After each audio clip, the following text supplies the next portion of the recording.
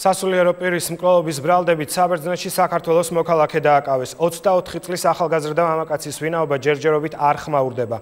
პოლიცია მუშაობს განზრახ მკვლელობის ვერსიაზე. ინფორმაციას საბერძნეთში საქართველოს საკონსულოც ადასტურებს. სამართალდამცველების ვერსიით საქართველოს მოქალაქე 18 წლის ბერძენ თანამოაზრესთან ერთად კალამათას რაიონში მესინიაში თავს დაესხა 54 წლის არქიმანდრიტ. სასულიერო პირს ბლაგვისაგნით თავის არეში ჭრილობები მიაყენეს, შემდეგ გააგუდეს. ჯერჯერობით პოლიცია არ საუბრობს მოტივზე, ამ ეტაპზე ცნობილია მხოლოდ ის, რომ მკვლელობის შემდეგ ბრალდებულებმა სახლი გაჩხრიკეს. საქმე განზრახ მკვლელობის მუხლით არის აღძრული, ოფიციალური ინფორმაციით დაკავებულები დანაშაულს აღიარებენ.